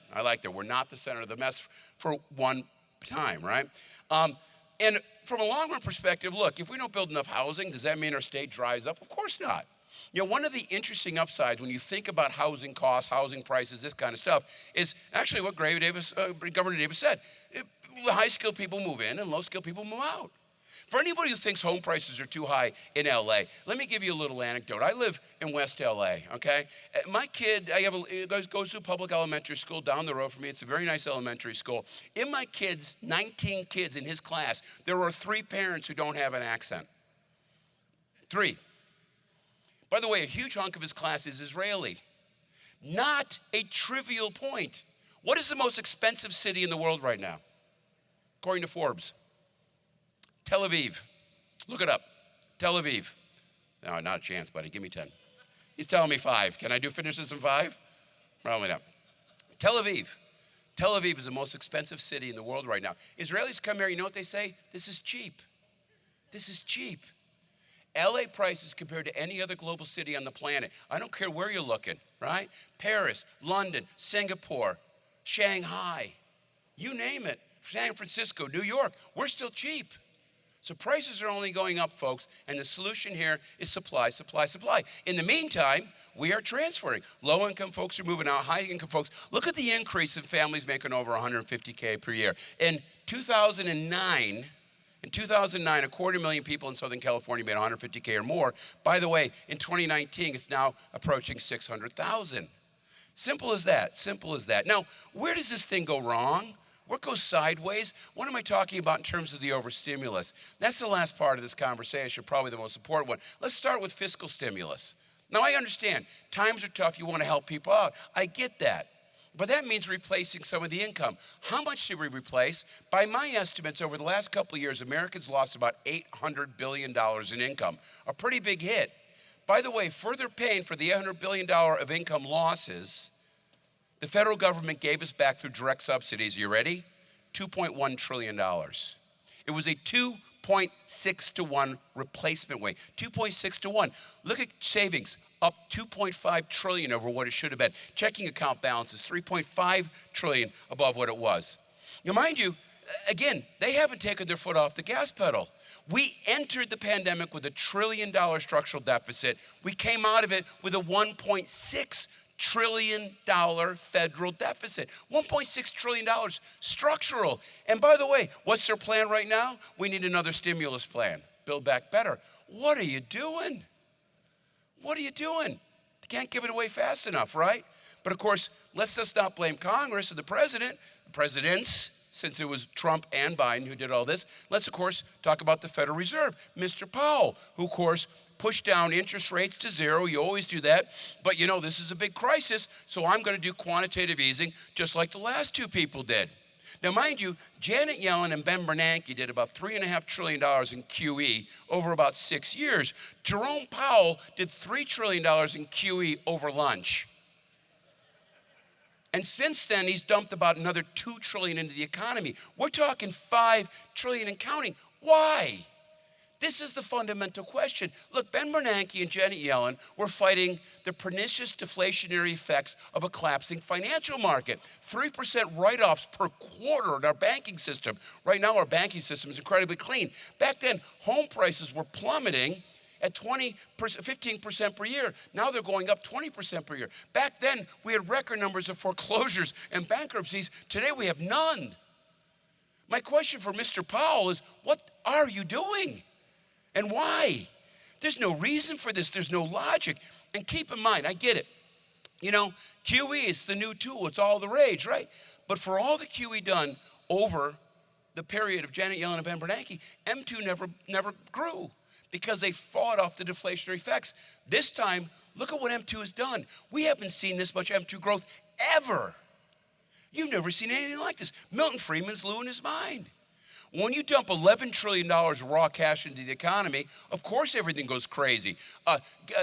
Venture capital up 250% from where it was 2 years ago. The stock market, even with the sell-offs, is still 25% higher than it was 2 years ago. Cap rates in every kind of commercial space is down. Commercial real estate transactions in Q4, they had to rescale that graph to make it fit. And of course, Bitcoin, right? $40,000, millennials. Let me explain something to you. P-O-N-Z-I, Ponzi, look it up. For God's sake, people. But again, in this kind of environment, nobody cares. Everybody thinks they're a millionaire. And therein lies the problem. You know, Bullard is the one guy in the Fed who actually is pointing this out. Oh, I think we've provided maybe excessive stimulus. You think? But nobody else on the board seems to think so, as the case may be. And that, again, is where it gets scary. You pour that kind of money in, 8.5% inflation year over year. What's amazing to me is not the inflation. That was going to happen. Of course it was. And by the way, it's going to get worse until they start quantitative tightening. What's amazing to me is that expectations have barely budged. We live in this bizarre world where despite all plentiful evidence of inflation, it's hear no inflation, speak no inflation. And you'll get it from the political environment. What do we hear? First, Powell said it's supply chain issues. No, it's the federal deficit. No, it's greedy corporations. No, it's not enough manufacturing. It's Biden's green energy policy. It's Mr. Putin's fault now. Thank you, Mr. Putin. Stop. What is it next? Saturn isn't aligned with Jupiter. No, disco's making a comeback. It's that new host of Jeopardy. Milton Friedman said inflation is everywhere and always a monetary phenomenon. This is created by money. It's as simple as there's no more, no less. This isn't going away. And the demand is insane. Look what's going on. Because of the financial markets going crazy, in the last 2 years, they have created, I'm not kidding you, $30 trillion in new household net worth. $30 trillion, a 30% increase in 2 years. $30 trillion. The financial obligation ratio, because we all refied, is incredibly low rates, it was 15% prior to the pandemic, lowest ever been. It's now below 14%. This is crazy. And by the way, for all this wealth, we're pissed off. Look at consumer confidence. It's down. This is the rub. You know, happiness is not about objective reality. It's objective reality versus expectations. Everybody thinks they're rich, and they're going out to spend their riches, and everything's expensive, and they're upset. And that is, of course, the political space that Biden finds himself in. He's between a rock and a hard place. This is just beginning. If you look at basic metrics of money supply, we have 25 to 35% more inflation in front of us unless the Federal Reserve dramatically engages in quantitative tightening. They're talking about it. They might do a little less than $100 billion a month, which means on net, once you include the money they're making, is $50 billion a month. There's $5 trillion in QE. This is preposterous. You're not even touching the problem.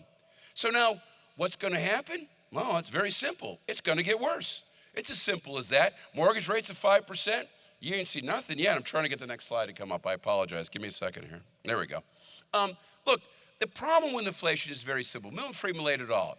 When you start the inflation game, money illusion kicks in. Lower interest rates, asset bubbles form, consumer spending binge. That's all happening. But in the long run, inflation will eventually strangle the economy. And by the way, this isn't because consumers are suffering. That makes me crazy. Consumers are not suffering from inflation. Consumers are driving inflation because consumers are trying to spend $30 trillion in new household net worth. Now, I know some people are suffering. There always are. But the broader problem is very simple. People are trying to spend money they don't have. And the only way to equilibrate that is higher prices. Now, it's very simple. As inflation heats up, it strangles the economy because you can't do anything in an inflationary economy. It's like running in a fog. Look, if you're building industrial, what are you talking, 3-4 years? Okay, so someone tell me in this audience, what are your cost of materials in 3 years? Your cost of capital? Your cost of labor? Anyone? Good luck figuring that out. So this is a huge problem. How do you cure it? Quantitative tightening. And as soon as you do that, interest rates go through the roof and the economy sags instantaneously. And that's what Deutsche Bank is talking about. They're talking about the only possible solution for this is quantitative tightening, and almost assuredly that is going to tank the economy, which, by the way, we need to do. There is no soft landing on this. Now, what does that do to our economy? It drives rates up. And what does that do to real estate? Well, again, right now, believe it or not, real estate is a safe haven. If you think about residential real estate, you have to go back to the 1970s when the fundamentals were good, yet we had inflation and a giant interest rate shock. And by the way, what happened back then? Liquidity went down. Prices went flat. They didn't collapse. We didn't have foreclosure crisis. Liquidity went down until you wrote it out. Anybody who's buying a home right now, when I say to them, is it okay to buy a home? Absolutely, as long as you appreciate that we got 7 years of appreciation in 2. As long as you can keep that in the back of your mind, you're fine. But otherwise, right now, your best bet's going to be a 30-year fixed-rate mortgage. The scarier part is when interest rates hit that $1.6 trillion structural deficit, because that's when you get into the problem of course, that feedback effect. Not only is it more expensive to fund my current $1.6 trillion annual deficit, but I have to refi that $30 trillion in old deficit at higher interest rates, which cause interest rates to go up, and that can lead back to a nasty cycle. And while we're on the question of fiscal issues, let's also talk about Sacramento. You know, what's interesting is we have seen what's going on in Sacramento. Yeah, there's lots of money because of capital gains.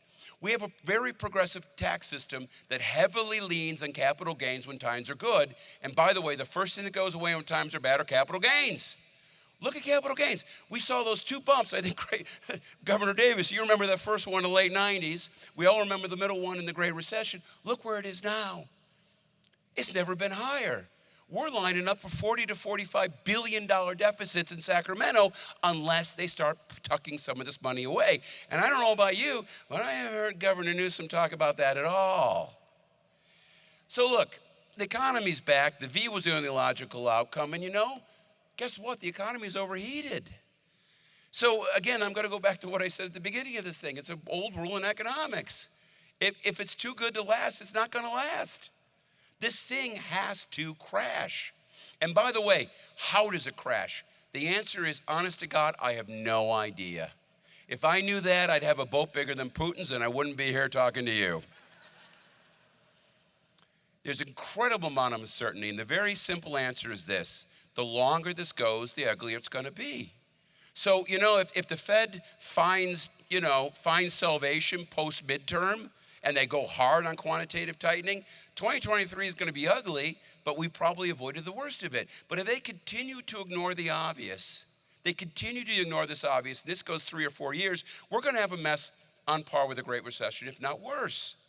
So the quicker we turn the page on this, the quicker we pull away from the fact that we're overheating the economy, the better off we're going to be. But nobody in D.C. seems to be able to handle that conversation, and that's what scares me the most. And in the meantime, keep doing what you're doing. We so desperately need housing in this state. And by the way, right now, it's still a great opportunity. And yes, putting people in, unlike 2006, when you put somebody in a house, you were screwing them. Today, you're protecting them. So you're on the right side of things, all right? So go out, do what you're doing, make money, have a great year and a half, but don't get far from your bunker, people, because at some point, this is going to get ugly. Thank you very much.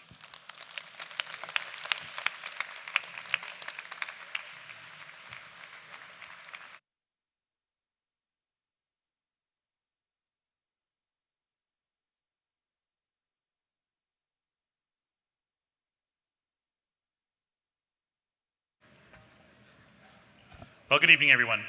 So I am going to promise you that we're going to be done by 8:15.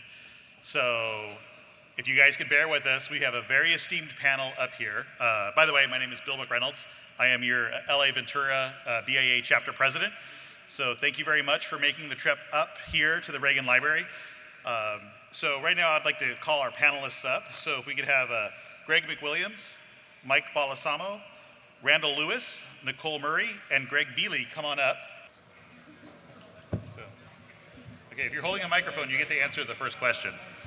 Okay, on one hand, the governor and his administration continue to tout the need to create 1.3 million housing units. On the other hand, the state legislature continues to put additional burdens on the ability to create housing through various housing killer legislation. If you were in front of the governor and the state legislature, what would you say to them about the aspects of actually solving our housing crisis? So I think the most important thing is really just having a seat at the table. Like, I'm always surprised how politicians are expected to understand so many various aspects of social issues and economic issues. And so really you have to go to experts. And so I think people in our industry really can be experts and really can provide some guidance there. The other thing I think I would say is that I think we're more aligned than we're different. We want housing, we want communities that we're proud to put our names and our brands on. We want environmental responsibility, we want safety from wildfire, walkability. I mean, all of these things are important to us as builders and developers. So I think you start from a baseline of what that common criteria is, but the real challenge is there's no predictable process to get these projects approved. So I would really be looking for some predictability. Clearly our market is so unpredictable that if we can have some more predictability to just what it takes to get a project approved, then I believe that we would have more housing.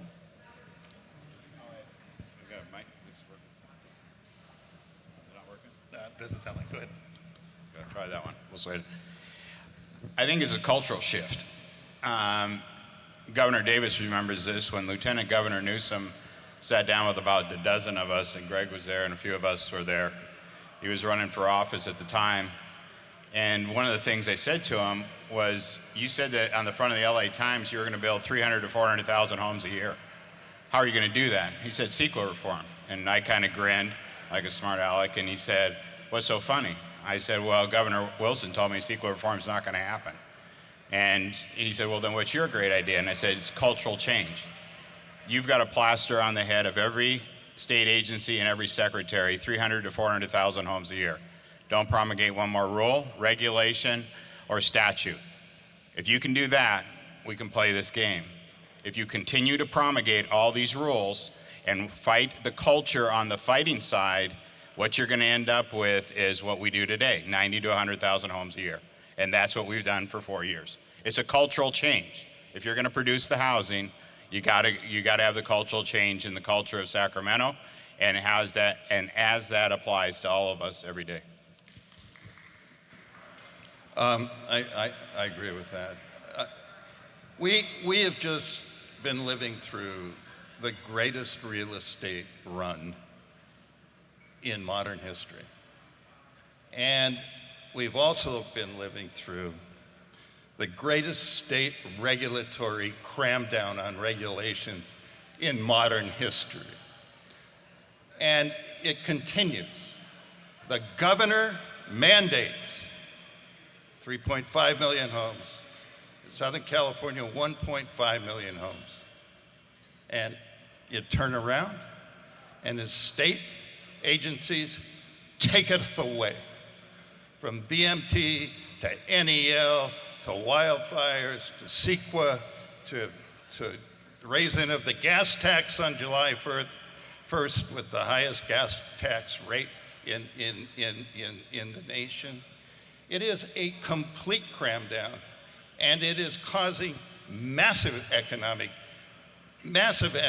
retraction, and I believe that it is going to force tremendous gentrification of some of the greatest workforce that live in disadvantaged communities. It is impossible for our workforce to virtually live and thrive and create a quality of life in the state of California today. Okay, let me go on to the next question. We'll start with Mike and Randall down here. In today's reality, the home building industry faces new challenges every day. Outside of just building a home, looking in the near future, we will face new threats as the BIASC. As we've already identified, wildfires, SCAG's green print, new MS4 regulations, and a new updated building code go into effect. So how do you see us handling these upcoming challenges? I'm going to go with Bob. It's all hands on deck. I mean, we just can't rely on doing things the way we've always done them. I think it's getting our industry completely mobilized from the local level all the way up into Sacramento. You can't just say, well, I'm only going to focus on local, or I'm only going to focus on the city where I'm building, or where I want my son to live, or whatever the case may be. We've all got to be engaged together to make our point, get our point across in Sacramento and regionally, of course, as well. I think getting our young people is a huge problem. I think kids coming out of college, programmed that the climate is the dominant issue in their future. Nobody really knows exactly for sure what's happening on that, but I can tell you this: housing is not the primary problem where it relates to the climate. And all the agenda in Sacramento, a lot of these things tie back to climate. I think we've got to remember human beings need to come first in this world. Very simply put, housing, compared to other industries, other issues of pollution, is not really driving the climate problem. So we've got to allow more housing. For me, the most compelling thing I heard tonight, though I thought Chris Thornberg was fantastic, was Greg Davis when he talked about a call for a state of emergency. And I think what we should do, and build on what you said, is we need to think, how in Sacramento can we get a state of emergency to get the agencies that Greg McWilliams talked about and the legislators to understand it, but then to use our local people, whether it's Carlos or Dave Bartlett or some of the other leaders, to get state of emergencies in each of our cities. Because I know in a lot of the cities we deal in the Inland Empire, they are moving at a glacier pace. They are the opposite of a state of emergency. So I would advocate for Jeff, let's try to get states of emergency at the statewide level and at the local level to try to get some production. Thank you. Okay, we're going to ask a question specifically to Greg McWilliams. So, Southern California Association of Governments, SCAG, is preparing a new conservation plan known as Greenprint. While we all agree a conservation plan is needed, we know that this isn't the right plan. BIASC has been in the forefront of issuing and advocating that this plan will stop construction of new housing in the majority of the region and will be affecting transportation and water infrastructure projects. If passed, how do you think this misaligned plan will affect your company's goals? Well, first of all, you have to recognize the institution, SCAG. It's 180 some cities and 6 counties. And we first got involved with SCAG and the Regional Transportation Plan Sustainable Community Strategy in 2012, and they came out with an EIR that had mitigation measures of edible landscaping on freeways, sod roofs on all homes, and composting toilets in every new structure built. And it's kind of, a virtual impossibility. It was unbelievable. I mean, we finally brought this up to electeds. They said that's ridiculous, and it was ridiculous, and it changed. But it's kind of been a process of composting toilets ever since. I mean, the last RTP and SCS, they have these things called transportation area zones, and they said we went through every city and we didn't change the general plans of any cities. We didn't change anything, and we took local input. They went and wiped out the general plans and the designations of cities, city after city after city, without disclosure to those cities. And here we are at Greenprint. Greenprint, oh my gosh, this is something that will claw back and open up darn near every piece of litigation. It is going to dictate urban limit lines on all cities and all counties. And then they come up with this ramp. It's a group that, we're going to look at Greenprint, and so we're going to effectively have this ramp group, the regional assessments, sub-management, whatever they're called, and they're going to try and cram it down and incorporate this Greenprint thing of 160 data sets, and they were going to pass 160 data sets. We went into the data sets. The science wasn't there. We couldn't even open the data sets. And then we asked, who are these scientists? How did you interview these scientists? How do you qualify these scientists? They couldn't answer us. So we have this extremely, fatally flawed Greenprint process that is executing a fatally flawed documentation that has a fatal flaw to open up massive amounts of CEQA litigation and cause, without local vote, without local input, urban limit lines. I think how it would affect the housing business with another layer of regulatory cram down is fairly evident. It'll stop it. Okay, next question. looks like Greg has it. The state is encroaching on local control from cities as they don't believe that they're doing their job in aspects of building homes. Do you agree with the state, or should we continue to advocate for more local control? Simply put, given the time limits, local control. Local communities know what they need. I'm a reformed city councilman, 8 years on a city council, so I'm a local control person. But the state doesn't know what you're doing on those. State policies work. But let me go back to what Greg was talking about with green print a little bit, if you don't mind, Bill. The issue is, and this happened to us on the ranch up at Tejon Ranch, what the opposition to housing has done is they started their fight at local control councils, boards of supervisors. They lost there. You were successful in getting your projects approved. Then we went through CEQA lawsuits, and we go to CEQA, and they're starting to lose in the courts. They're very smart and now using the COGS, the regional governments, the state agencies to promulgate these rules and regulations. And by doing that, then you get into the situation of laborious litigation, multi-years of litigation, and you put all progress on hold.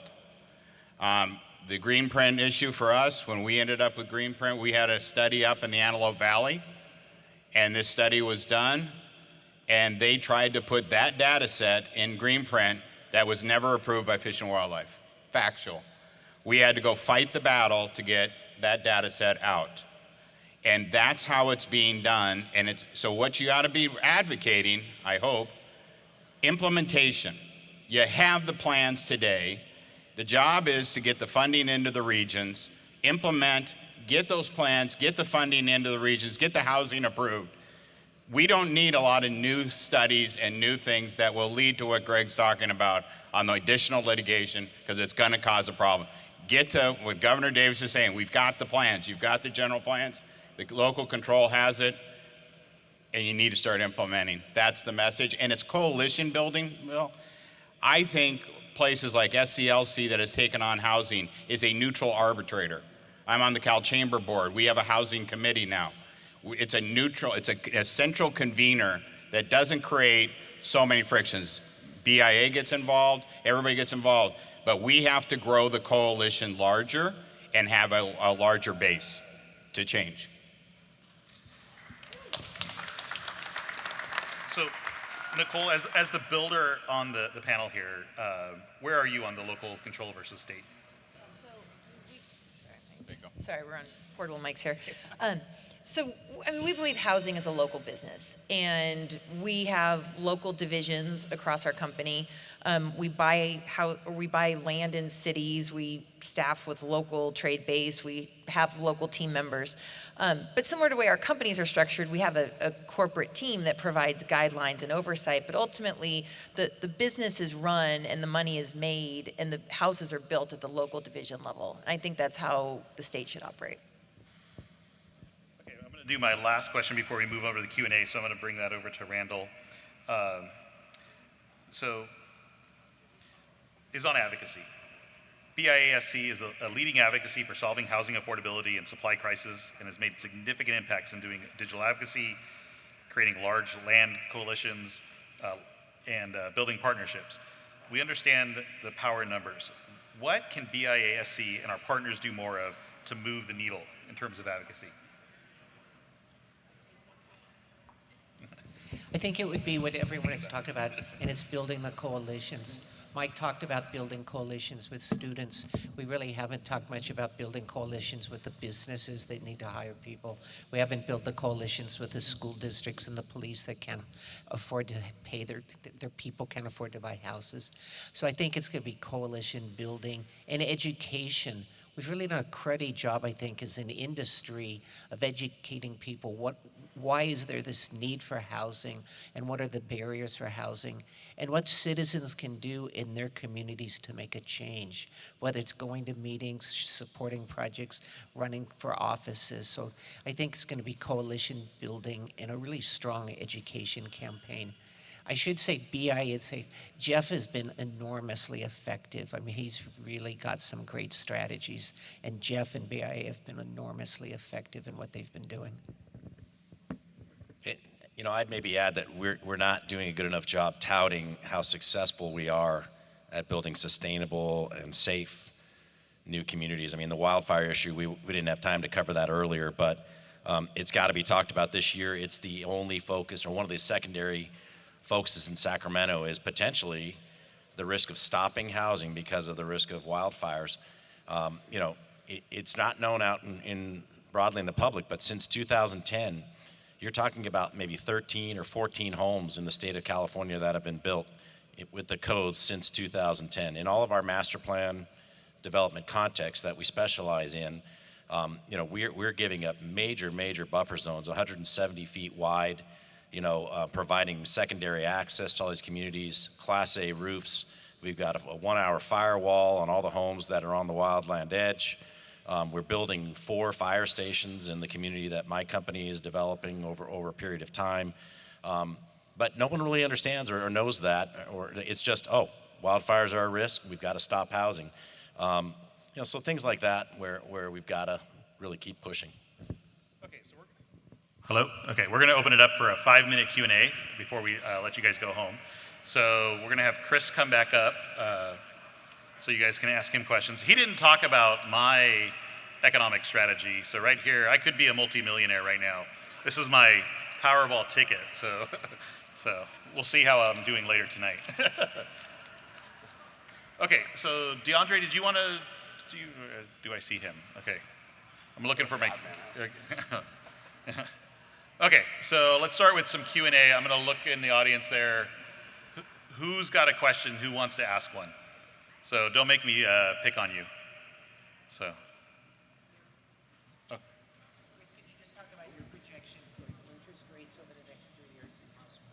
The question Randall asked me was my projection for interest rates over the next 3 years. I think up.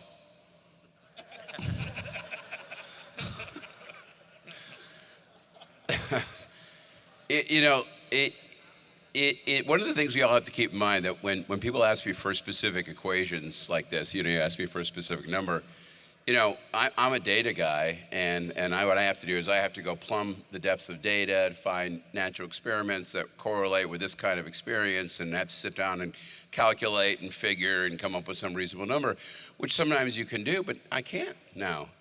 I mean, look, there's so many weird parts to this conversation. We know this looks like the 70s, but we also know it doesn't. In the 70s, we didn't have a national debt that was 125% of GDP. We didn't have a 4.5% of GDP current account deficit. I don't know how these things shake out. I don't understand what the global response is. The dollar's stronger right now. Now, think of that. We're having a 4.5% trade deficit. People are buying U.S. treasuries at 3%. In an 8% inflation environment.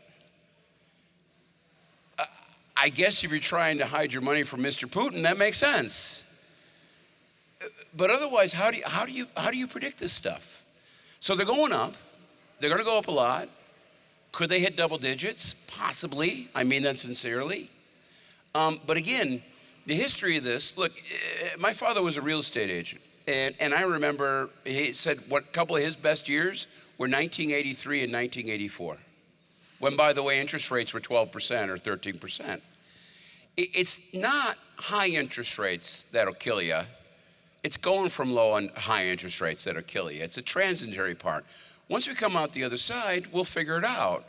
And remember, in 2000, you did see I was going through fast, but in 2011, 2012, there was $8.5 trillion of household equity in the United States.